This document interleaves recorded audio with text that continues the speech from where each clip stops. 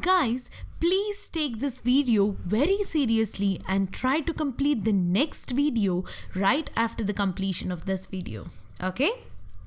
Let's get to know the examples of 3 accounting types before proceeding to the next exercise. Okay? The first account we learned was the personal account. Correct, right? The first was personal account. It means the elements or accounts which represent persons and organization. So guys, let us know the examples of personal account. For example, Mrs. Vimala account. We have got an account called Mrs. Vimala account. Here, it is representing Mrs. Vimala as a person.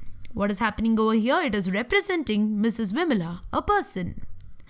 Let's move on to the next example. That is Bharat and Co account. That is Bharat and Co account. Here, what it is happening here?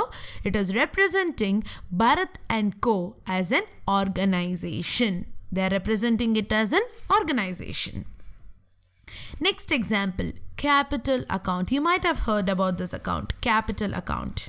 Here, we are representing the owner of the business. It may be a person or an organization. Okay?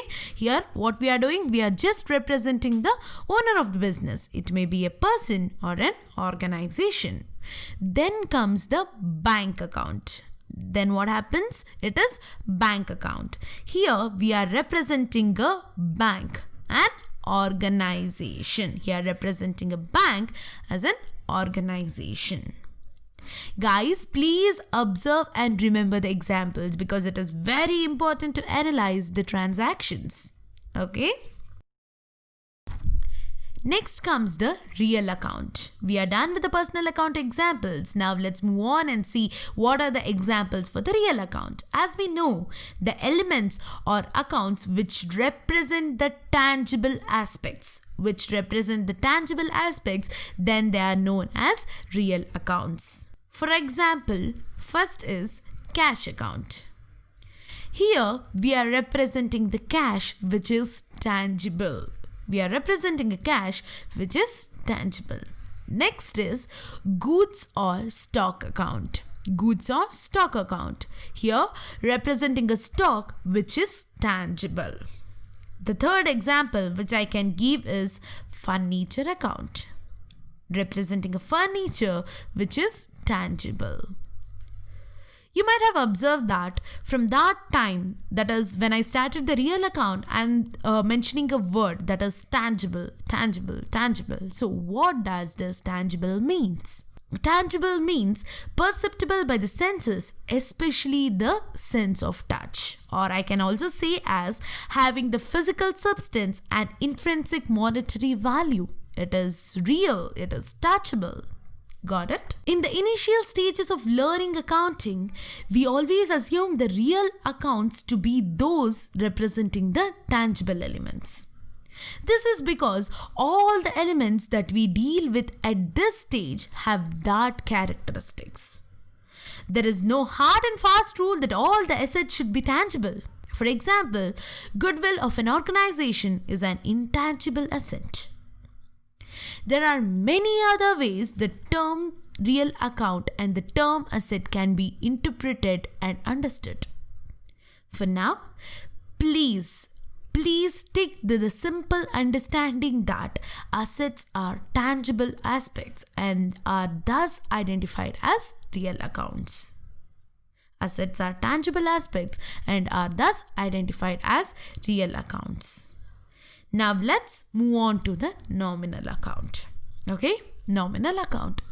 This means the elements or accounts which represents the expenses, losses, incomes and also the gains. Examples.